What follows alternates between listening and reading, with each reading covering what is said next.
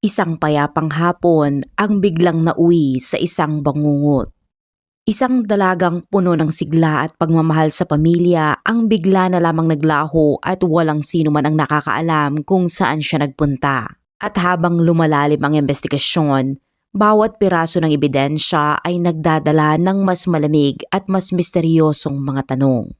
Pero bago ang lahat, welcome sa aking YouTube channel kung saan binabalikan natin ang mga kwentong halos nakalimutan na ng panahon at mga kasong yumanig hindi lang sa bansa kundi maging sa iba't ibang panig ng mundo. At kung bago ka pa lamang sa aking YouTube channel, huwag kalimutang mag-subscribe, i-like ang video at i-turn on ang notification bell para lagi kang updated sa mga susunod pa nating kwento.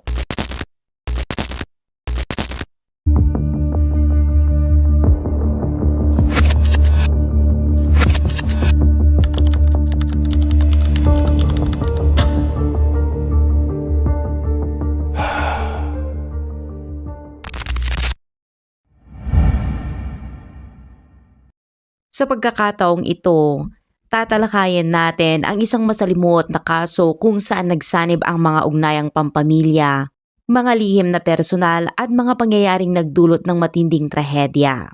Isa itong kwento na mahirap talikuran dahil bawat detalye ay tila nagbubukas ng bagong pinto patungo sa katotohanan. Ito ang kaso ng pagkawala at trahedya ni Helen Becerra. Si Helen ay may anak na lalaki na nagngangalang Tom at sa isang panayam, ibinahagi nito na hindi naging maayos ang relasyon ng kanyang mga magulang. Ayon kay Tom, hindi naging mabuting asawa ang kanyang ama kay Helen at nang siya ay 9 na taong gulang pa lamang, nagpasya ang mag-asawa na maghiwalay. Pagkatapos ng diborsyo, naharap si Helen at Tom sa matinding hirap sa buhay. Dahil sa kakulangan sa pera, napilitan silang tumira sa bahay ng isang lalaking nagngangalang John Becerra. Pareho silang nagtatrabaho noon sa isang kumpanya sa Detroit. Si John bilang manager habang si Helen naman ay nasa linya ng paggawa ng mga sasakyan. Doon sila unang nagkakilala at hindi nagtagal, nagsimula silang mag-date. Ayon kay Tom, mabilis na umusad ang relasyon ng kanyang ina at ni John. Katatapos lamang mamatay ng asawa ni John dahil sa sakit na cancer nang makilala niya si Helen. At ilang ulit lang daw niyang narinig ang pangalan ni John bago nito ipaalam na sila ay magpapakasal na. Ikinuwento ni Tom na labis ang pagmamahal ng kanyang ina kay John at sa kanyang paningin, masaya talaga sila bilang mag-asawa. Si John ang pangunahing tagapagtaguyod ng pamilya at madalas silang maglakbay tuwing may bakanting oras. Mahilig din si John na isama si Helen sa paglalaro ng golf. Pagkatapos nilang ikasal, nagdesisyon si Helen na huminto sa pagtatrabaho upang maalagaan ng lubos ang kanilang tahanan at mga anak. Dahil dito, lumipat sila Tom at ang kanyang ina sa bahay ni John sa Warren, Michigan. May 4 na anak si John mula sa kanyang asawa, ngunit nang sila'y magpakasal ni Helen, isa na lamang sa kanila ang nakitira pa sa bahay. Ang bunsong anak na si Joseph. Ayon sa mga nakakakilala kay Helen, talagang minahal niya ang papel niya bilang isang stepmother. Masaya siyang nag-aalaga at nagbibigay ng oras para kay Joseph. Naalala ni Tom na nang lumipat sila sa bahay ni John, ang silid niya ay katabi ng kwarto ng batang si Joseph. Isang tahimik ngunit makabuluhang simula ng panibagong kabanata sa kanilang buhay. Naaalala ni Tom na palaging sinisikap ng kanyang ina na maging isang mabuting stepmother para kay Joseph. Gayunpaman, napansin niyang tila hindi masaya si Joseph na makitang muling nagkaroon ng relasyon ng kanyang ama sa maikling panahon matapos pumanaw ang kanyang ina. Iniisip ni Helen at Tom na lilipas din ito marahil dumaraan pa si Joseph sa matinding kalungkutan sa pagkawala ng kanyang ina. Subalit ayon kay Tom, hindi kailanman naging magkaibigan ang relasyon nila ni Joseph. Nang si Tom ay 18 at si Joseph naman ay 17 taong gulang, naging malinaw ang kanilang pagkakaiba. Mahilig si Joseph sa punk rock na music at madalas niyang patugtugin ng malakas ang mga paborito niyang kanta sa buong bahay at nakikinig ng ilang oras. Palagi rin siyang nakasuot ng mahahabang coat kahit nasa loob ng bahay, gumagamit ng make-up, nagsusuot ng leather jacket at madalas ding may mga handcuff bilang palamuti. Gumagamit din siya ng maraming hair gel, bagay na ayon kay Tom ay bahagi ng buong imahe ni Joseph bilang isang punk rocker. Sa kabilang banda, kabaligtaran naman si Tom. Tahimik, mahilig sa ibang uri ng musika at mas gusto lamang manatili sa kanyang silid. Kalaunan, napansin niyang tila naiirita si Joseph sa kanyang presensya. Ayon kay Tom, magkaiba ang pagpapalaki sa kanila. Si Joseph ay lumaki sa isang maginhawang pamilya na walang problema sa pera. Samantalang siya at ang kanyang ina ay dumaan sa maraming pagsubok at kakulangan bago pa man sila makasama ni John. Agad na naramdaman ni Tom na hindi siya gusto ni Joseph sa bahay.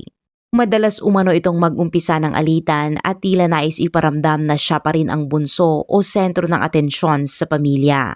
Pakiramdam ni Tom, itinuturing ni Joseph na inaagawan siya ng posisyon kahit kailan ay hindi naman iyon hangarin ni Tom. Ayaw niyang magkaroon ng gulo kaya nang tumuntong siya sa edad na 18, kinausap niya ang kanyang ina at sinabi na nais niyang umalis ng bahay. Ipinaliwanag niya ang sitwasyon at sinabi kay Helen na tila hindi na siya nababagay tumira roon. Pagkaraan nito, lumapit siya sa isang Air Force recruiter at nagpasya na sumali sa militar. Pagsapit ng unang bahagi ng 1983, nasa Germany na si Tom para sa kanyang serbisyo.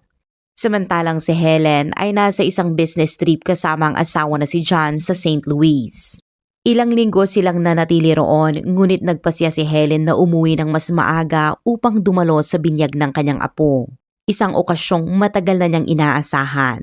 Tumawag pa siya sa kanyang kapatid upang ipaalam na uuwi siya ng mas maaga para makasama ang pamilya sa espesyal na araw na iyon.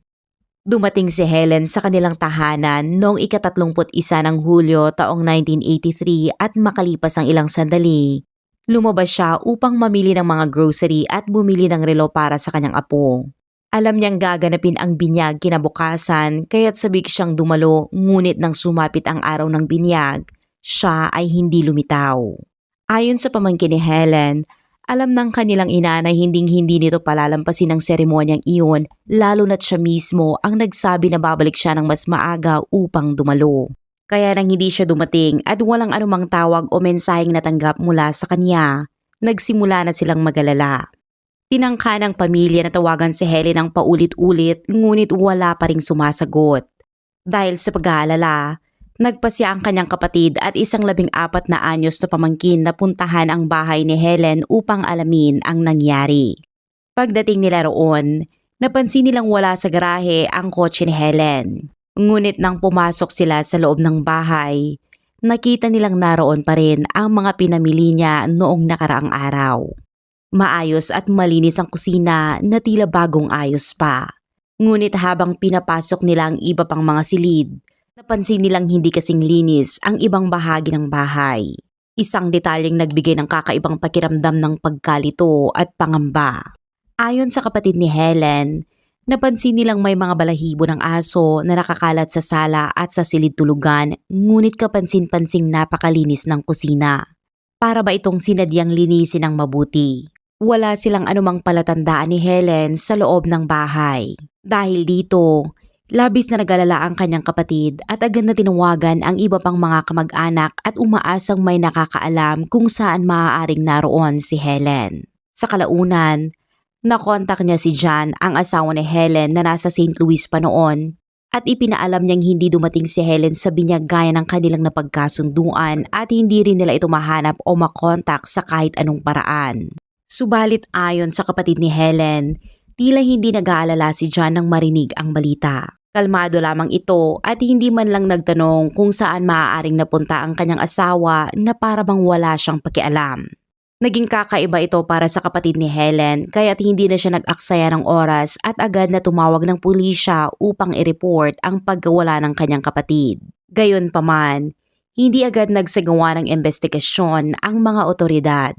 Ipinaliwanag ng pulis na masyado pang maaga para ituring si Helen na missing dahil wala pa itong 48 hours simula nang siya ay huling makita. Pinayuhan muna ang kanyang kapatid na maghintay pa ng kaunting panahon baka sakaling bumalik si Helen ng kusa. Kinabukasan, muling kumilos ang pamilya. Tinawagan ng kapatid ni Helen ang iba pang kamag-anak at inimbitahan silang magtipon sa bahay upang magsama-samang maghanap. Habang nag-uusap sila, dumating ang balitang naroon si Frank, ang kapatid ni John. Bagaman hindi umuwi si John kahit nalaman niyang nawawala ang asawa, ipinadala naman niya ang kanyang kapatid upang makipag-usap sa pamilya at tumulong sa paghahanap. Nakipag-ugnayan din sila kay Joseph, ang anak ni John. Ngunit sinabi ni Joseph na wala siyang alam sa kinaroroonan ni Helen dahil ilang araw na raw siyang hindi umuuwi. Mula pa noong gabi ng ika-31 ng Hulyo taong 1983, wala nang nakipag-ugnayan kay Helen mula sa pamilya ni John. Noong ika-4 ng Agosto, ipinatawag ng mga investigador ang kapatid ni Helen para sa isang panayam sa himpilan ng pulisya. Pagkatapos kausapin ng kapatid, kinausap din nila si Tom, ang anak ni Helen, na nagsabing ang huling pagkakataong nakausap niya ang kanyang ina ay noong gabi rin ng ika-31 ng Hulyo. Dahil dito, nagpasya ang mga investigador na suriin ang bahay ni Helen at John. Sa kanilang pag-iinspeksyon, natuklasan nilang naroon pa rin sa garahe ang mga golf club ni Helen at nakalagay malapit sa pintuan ang kanyang golf shoes. Batay rito, pinaniniwalaan nilang naglaro muna siya ng golf noong umaga pagkatapos ay umuwi. Nagpatuloy ang mga pulis sa pangangalap ng impormasyon mula sa mga kapitbahay. Isang residente ang nagsabing nakita niyang umuwi si Helen at ipinarada ang kanyang sasakyan sa garahe bandang 2:00 ng hapon noong ika-1 ng Agosto.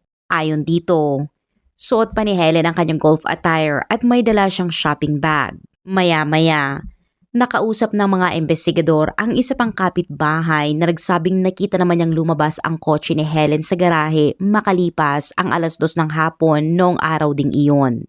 Dahil dito, agad silang naglabas ng alerto para hanapin ang kotse ni Helen at ipagpatuloy ang pagkikipag-usap sa mga kamag-anak. Sa mga pag-uusap na iyon, napag-alaman ng mga investigador na labis ang pagkadismaya ng pamilya ni Helen kay John.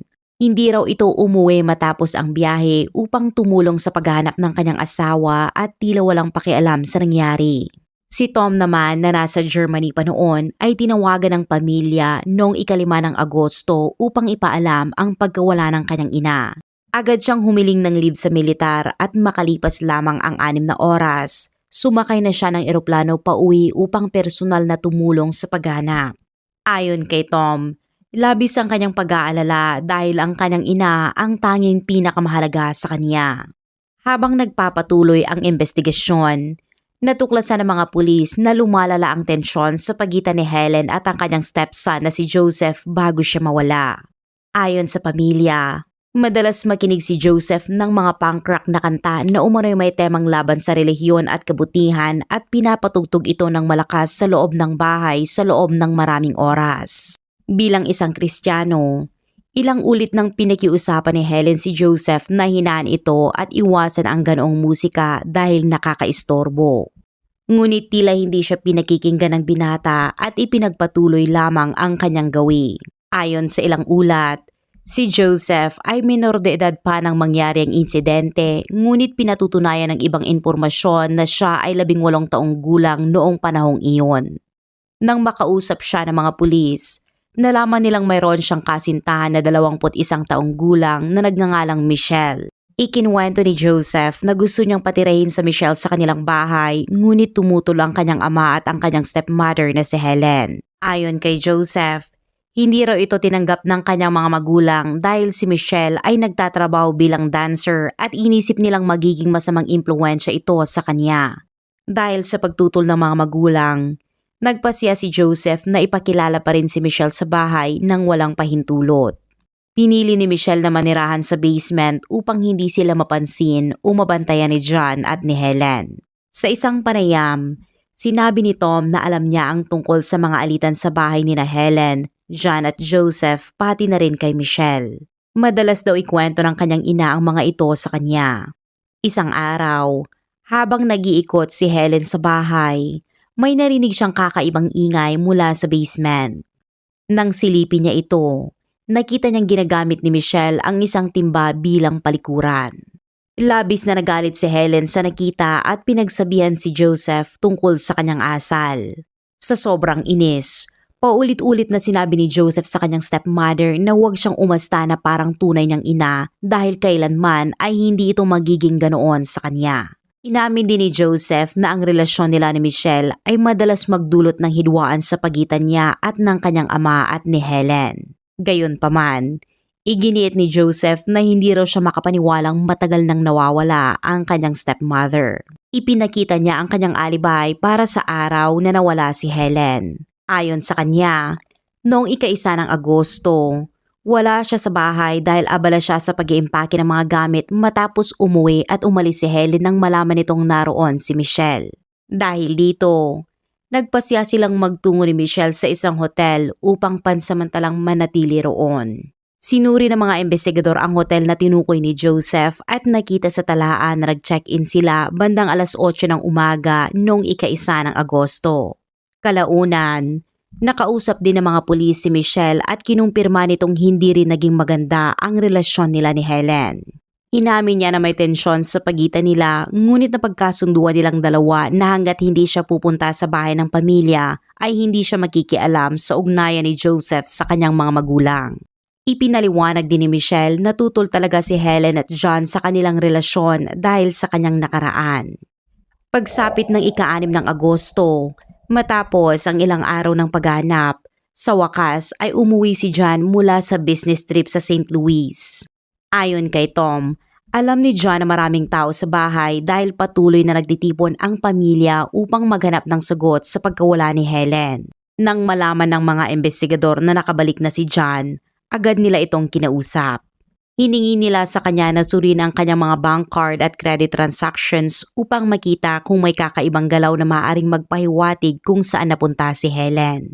Ngunit matapos suriin ang lahat ng tala, walang anumang bakas na ginamit ni Helen ang pera ng pamilya o gumawa ng anumang transaksyon matapos siyang mawala. Ipinaliwanag ni John sa mga pulis na nasa St. Louis siya sa buong panahon ng pagkawala ni Helen at dahil ito ay isang business trip, hindi raw siya maaaring umalis ng mas maaga. Sinuri ng mga investigador ang kanyang pahayag at napatunayang ito ay totoo. Pagkatapos nito, muling tinalakay ng mga pulis ang pag-uusap nila Joseph at Michelle at binanggit na alam nilang hindi tinatanggap ni John at Helen ang relasyon ng dalawa. Nang mapansin ni John na unti-unting napupunta ang hinala ng mga investigador kay Joseph, agad niyang ipinagtanggol ang kanyang anak. Aniya, mabuting bata si Joseph at imposibleng sangkot ito sa pagkawala ng kanyang asawa. Sa pagsisiyasat ng mga pulis, natuklasan nilang wala namang criminal record si Joseph at wala ring ulat na siya ay naging marahas sa nakaraan. Dahil walang matibay na ebidensya na nag-uugnay kay John o kay Joseph sa pagkawala ni Helen, pansamantala silang inalis sa listahan ng mga sospek. Sa araw ding iyon, nakatanggap ng ulat ang mga pulis na natagpuan ang kotse ni Helen sa isang shopping center malapit sa kanilang lugar. Ayon sa isa sa mga investigador, ang lugar na iyon ay kilala noon bilang delikadong area kung saan madalas mangyari ang mga pagnanakaw at pag-atake. Ayon sa mga nakakakilala kay Helen, kilala siyang laging presentabling manamit at mahilig magsuot ng mga alahas.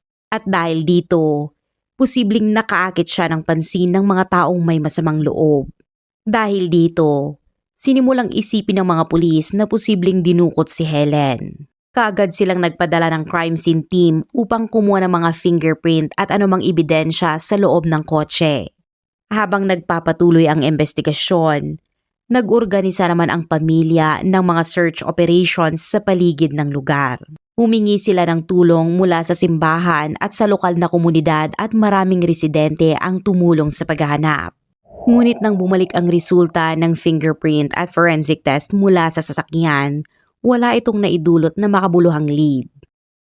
Ilang araw matapos ito, nakatanggap ang estasyon ng pulisya ng anonymous call mula sa isang taong nagsabing may impormasyon tungkol sa kaso.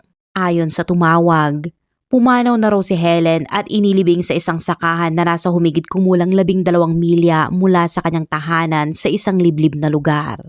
Itinuring ng mga investigador na seryosong lead ang impormasyong ito at agad silang nagsagawa ng malawakang search operation. Gumamit sila ng cadaver dogs at helicopter surveillance upang siyasatin ang buong 400-acre farm ngunit matapos ang masusing paghahanap, wala pa ring natagpo ang bakas ni Helen. Pagbalik ng mga investigador sa pamilya, napansin nila ang kakulangan ng kooperasyon mula sa panig ni John. Sa isang panayam, sinabi ni Tom na unti-unti nilang naramdaman na hindi sila tinatanggap sa bahay ni John at halatang naiirita na ang pamilya nito sa kanilang presensya. Ang kapansin-pansin pa ayon kay Tom, kahit marami ng taong nagtitipon na tumutulong sa paghahanap, walang ipinapakitang pag-aalala o inisyatiba si John. Maging si Detective Brian ay nagsabing napansin din ng mga investigador ang ganitong pag-uugali na tila walang pakialam si John kahit ilang araw nang nawawala ang kanyang asawa. Ang kanyang malamig na reaksyon ang naging dahilan upang lalo siyang pagtuunan ng pansin ng mga pulis. Naisip nila na baka may mas malalim pang nangyayari sa loob ng pamilya na hindi nila alam. Dahil dito, sinimulan nilang suriin ang lahat ng bank statements ni John.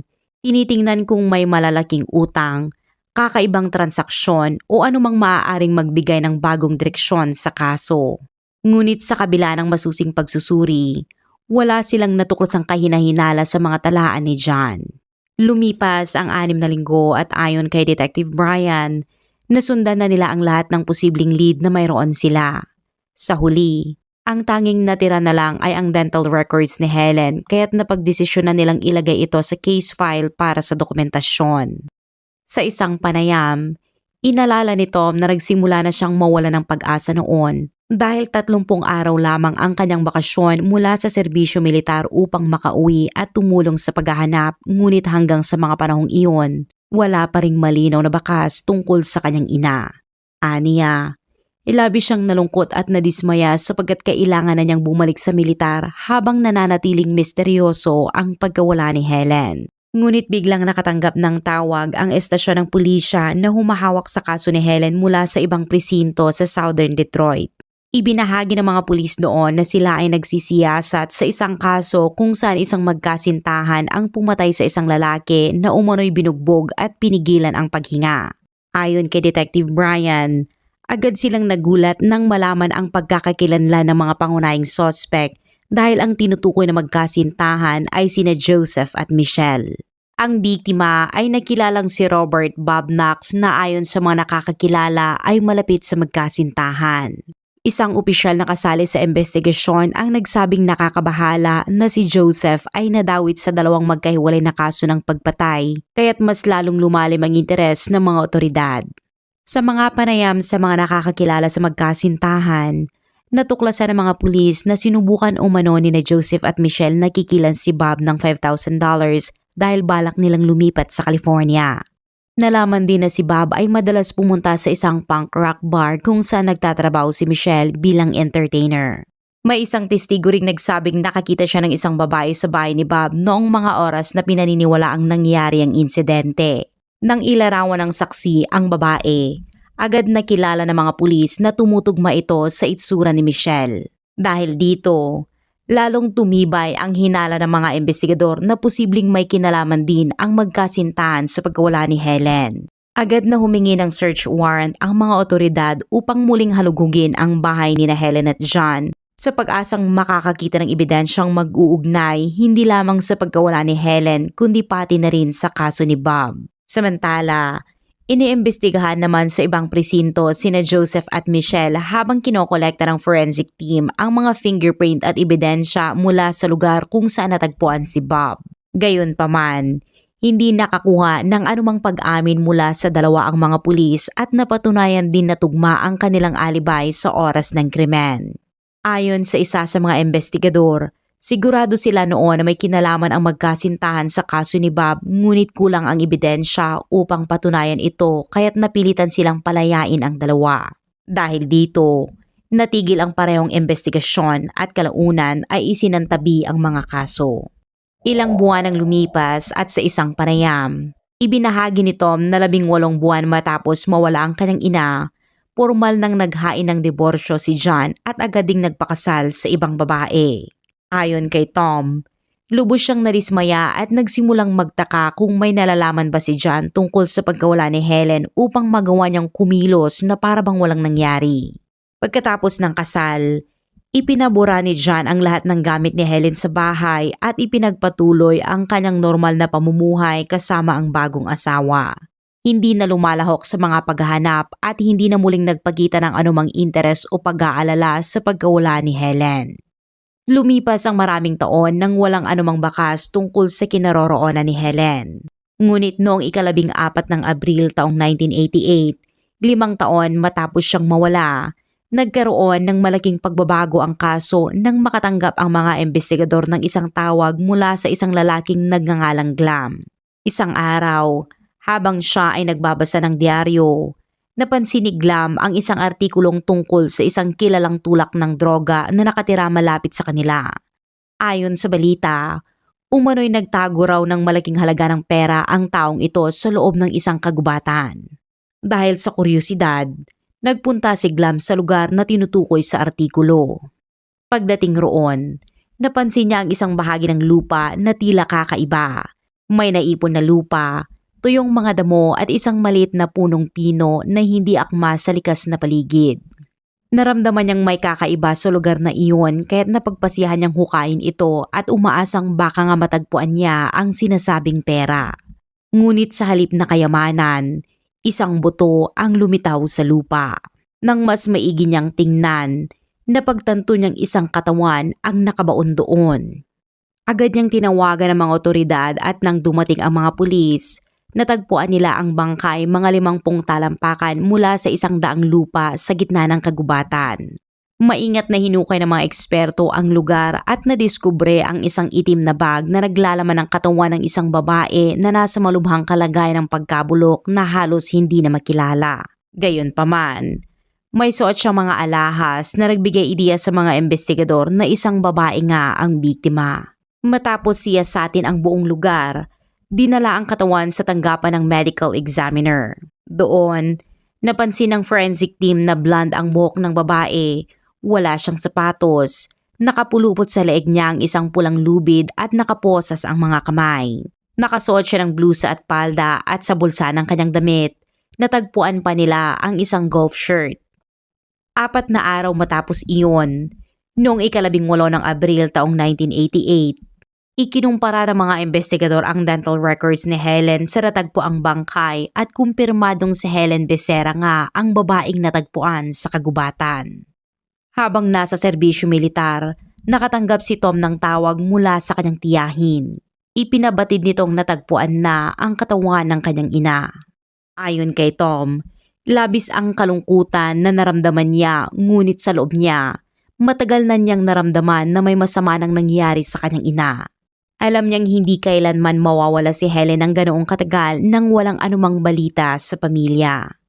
Gayunpaman, inamin ni Tom na kahit masakit, nakaramdam siya ng kaunting ginhawa dahil mas mabuting malaman ang katotohanan gaano man ito kasakit kaysa mabuhay sa kawalang katiyakan habang buhay. Sa puntong ito, muling nakatuon ang investigasyon kay Joseph, ang anak ni John. Kaya't ipinatawag muli ng mga pulis si John, ang asawa ni Helen, upang makipag-usap. At sa kanilang ikalawang panayam, inamin ni John na hindi naging maganda ang ugnayan ng kanyang asawa at anak. Matapos ang unang pag-uusap, dinala ng mga investigador si John sa evidence room kung saan ipinakita nila ang lahat ng ebidensyang natagpuan kasama ang katawan ni Helen. Nang ipakita sa kanya ang kumot na binalot sa katawan ni Helen, agad niya itong nakilala dahil isa raw iyon sa mga kumot sa kanilang bahay. Pagkakilala pa lamang niya, bigla siyang napaiyak sa harap ng mga pulis. Dito, naging malinaw na ang direksyon ng kaso. Ang katawan ni Helen ay binalot sa kumot mula sa sarili nilang tahanan at naganap ang krimen habang si John ay nasa biyahe sa St. Louis.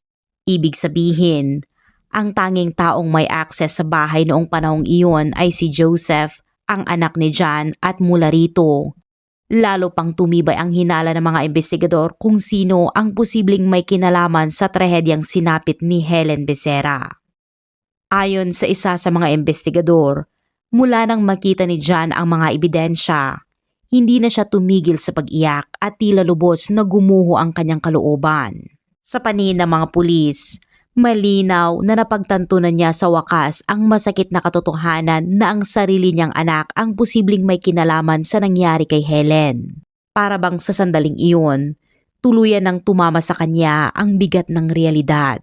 Habang patuloy sa pagsisiyasat, sinuri ng mga investigador ang nakaraan ni Michelle at natuklasang ipinanganak siya at minsang nanirahan sa lugar kung saan natagpuan ang katawan ni Helen. Dahil dito, bumalik muli ang mga investigador sa lugar upang magsagawa ng mas masusing pagsusuri. Sa pagkakataong ito, napansin nila ang isang puno na tumutubo malapit mismo sa hukay kung saan natagpuan ang katawan. Sa puno, may mga bakas ng kupas na pulang pintura na tila may malakas na bagay na tumama rito at nag-iwan ng mga piraso ng pulang pintura sa balat ng kahoy. Ilang metro mula roon, nakakita rin sila ng piraso ng pulang metal na tila bahagi ng isang sasakyan. Nang muling balikan ng mga pulis ang mga lumang record ng kaso, nadiskubre nilang dati nang nagkaroon ng search warrant para sa sasakyan ni Joseph at ang kotse niya ay kulay pula.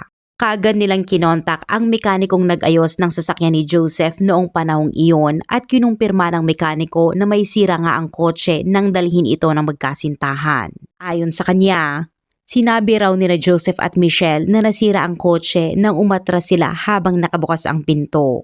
Isang paliwanag na kalaunan ay pinagdudahan ng mga investigador. Sa pagpapatuloy ng mga panayam, nalaman din ng mga pulis na si Joseph ay gumagamit ng ipinagbabawal na substance at madalas niyang tawagin ang sarili niyang isang satanist. May mga pagkakataon pa raw na isinasagawan niya ang mga ritual ng pagsamba sa Diablo. Karaniwan siyang nakasuot ng leather jacket na may mga bakal na kadena at may pares ng posas na nakasabit sa balikat nito bilang palamuti. At dahil may natagpo ang posa sa katawan ni Helen, nagsimulang maghinala ang mga investigador na iyon mismo ang posas na pag-aari ni Joseph. Nang suriin naman nila ang pulang tali sa leeg ni Helen, natuklasan nilang hindi ito ordinaryong tali kundi isang pulang sinturong mula sa bathrobe na gawa sa terry cloth. Nang kapanayamin nila ang pamilya ni Helen, sinabi ng mga ito na madalas magsuot si Joseph ng pulang bathrobe sa bahay at minsan pa nga ay buong araw niya itong suot. Sa puntong ito, naging malinaw na sa mga investigador ang koneksyon. Ang pulang bathrobe, ang posas at ang mga bakas ng pintura mula sa pulang sasakyan, lahat ay nagtuturo kay Joseph. Dahil dito, agad silang naghanda upang arestuhin sina Joseph at Michelle. Habang hinihintay ang opisyal na pag-aproba ng warrant of arrest, nagpadala ng mga tauhan ang mga pulis upang magbantay sa labas ng bahay ng magkasintahan upang tiyaking hindi sila makakatakas. At sa wakas, noong 15 ng Hunyo taong 1988, opisyal nang inilabas ang warrant of arrest at sabay na inaresto sina Joseph at Michelle na agad na dinala sa kustodiya ng mga otoridad. At ito ang simula ng bagong yugto ng kaso ni Helen Becerra. Sa investigasyon matapos ang pag-aresto, natuklasan ng mga pulis ang isang mahalagang detalye. 4 na araw bago sila maaresto, nagpakasal sina Joseph at Michelle. Ayon sa mga investigador, nang matuklasan ng magkasintahan na natagpuan na ang katawan ni Helen, naramdaman nilang malapit na silang kasuhan kaya't nagmadali silang magpakasal. Pinaniniwalaan ng mga otoridad na ito ay isang legal na taktika upang mapakinabangan ang karapatan ng mag-asawa na hindi obligado na tumistigo laban sa isa't isa sa korte. Pareho silang kumuha ng magkahiwalay na abogado para sa kani-kanilang depensa. Sa interogasyon, gumamit ang mga investigador ng taktikang psikolohikal. Ipinakita nila kay Joseph at Michelle ang lahat ng ebidensyang nakalap pati na rin ang bawat detalye na nagdudugtong sa kanila sa pagkamatay ni Helen. Ang layunin nito ay pag-awayin sila sa isa't isa upang magkaroon ng pahayag ang isa laban sa kabila. At naging epektibo naman ang taktika. Si Michelle ang unang bumigay at nagsalita. Sinimula niyang idawit si Joseph at sinasabing siya lamang ang may gawa ng lahat at wala siyang kinalaman sa nangyari. Ayon kay Michelle, madalas siyang sinasaktan ni Joseph at habang tumatagal, lalo itong nagiging marahas at mapang-abuso dahilan upang mabuhay siya sa takot sa loob ng kanilang relasyon. Nang malaman ni Joseph ang naging pahayag ni Michelle, agad niyang binago ang kanyang diskarte at nagpasiyang gamitin ang insanity defense o ang pagtatanggol na hindi siya nasa tamang pag-iisip nang mangyari ang krimen. Bago magsimula ang paglilitis, humiling si Joseph na makipag-usap muli sa mga investigador at sa pagkakataong ito, binawi niya ang nauna niyang pahayag. Ayon sa kanyang bagong bersyon, si Michelle daw ang nagplano ng lahat at aktibong tumulong sa pagpapatupad ng plano laban kay Helen. Giit ni Joseph, hindi siya dapat hatulan dahil wala siya sa matinong pag-iisip nang maganap ang lahat. Sa mga record ng korte, nakasaad na nagsimula siyang magbigay ng mga kakaibang pahayag at sinasabi niyang ang pulang bathrobe na madalas niyang isuot ay hindi karaniwang robe kundi anyo raw ito ng isang masamang espiritu. Nabanggit pa niya ang tungkol sa mga madidilim na ritual at ayon sa kanya, nang malaman niyang babalik si Helen mula sa biyahe sakay ng eroplano, nagsagawa siya ng ritual upang magdulot ng aksidente sa eroplano. Ngunit nang makita niyang nakabalik si Helen ng ligtas, labis siyang nabigo kaya nagpasiya siya na siya mismo ang kikilos. Ayon sa kanyang pahayag, naghintay silang dalawa ni Michelle sa pagbabalik ni Helen noong ika-1 ng Agosto taong 1983. May hawak siyang baseball bat habang nagbabantay sa loob ng bahay. Nang marinig niyang pumasok si Helen sa pintuan, tumingin daw si Michelle sa kanya at nagbigay ng senyas at iyon daw ang sandaling dapat nilang isagawa ang plano. Lumapit si Joseph kay Helen at malakas na hinampas ito sa ulo. Nang bumagsak si Helen, kumuha siya ng pares ng posas mula sa kanyang jacket at iginapos ang mga kamay nito. Nang mapansin niyang humihinga pa si Helen, kinuha niya ang sinturon mula sa pulang bathrobe na patuloy niyang iginigiit na hindi karaniwang tela, kundi isang nilalang ng kasamaan at mahigpit na itinali ito sa leeg ni Helen hanggang sa hindi na ito gumalaw. Matapos iyon, kumuha sila ng kumot at isang itim na plastic bag upang balutin ang katawan. Pagkatapos, ginamit nila ang kotse ni Helen upang itapon ang katawan sa isang liblib na lugar. Habang nasa biyahe, tumigil muna sila sa isang tindahan upang bumili ng ilang paso ng halaman bago ituloy ang pagmamaneho patungo sa kagubatan. Ang lugar na kalaunan ay natuklasan kung saan itinago ang katawan ni Helen.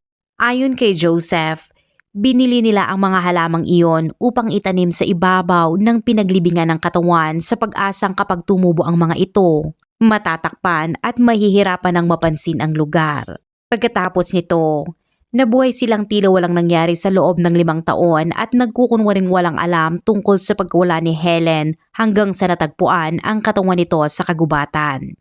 Matapos aminin ng dalawa ang kanilang kasalanan, nagsimula ang paglilitis noong Abril ng 1989 sa Michigan.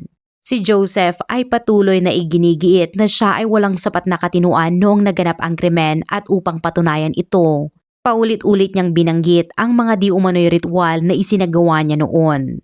Noong Nobyembre taong 1989, matapos ang mahabang deliberasyon, naglabas ng pinal na desisyon ang hurado. Si Joseph ay nahatulan ng first-degree murder sa pagpatay sa kanyang madrasta, samantalang si Michelle ay nahatulan ng second-degree murder.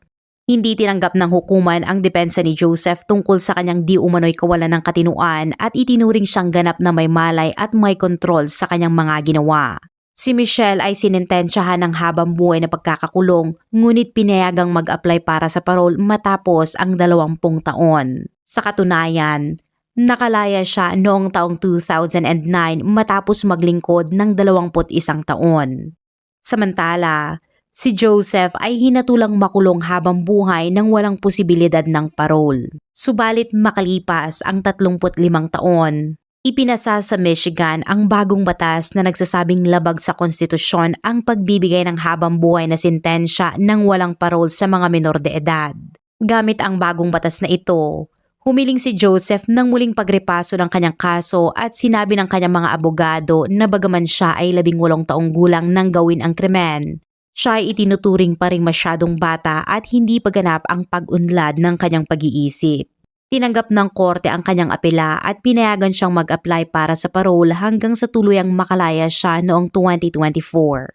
Ayon sa ulat, marami ang tumutol sa desisyong ito dahil para sa kanila, hindi dapat makinabang si Joseph sa batas para sa mga menor de edad dahil nasa hustong gulang na siya nang mangyari ang krimen. At dito nagtatapos ang ating kaso sa araw na ito. Kayo, ano ang palagay ninyo tungkol sa kasong ito?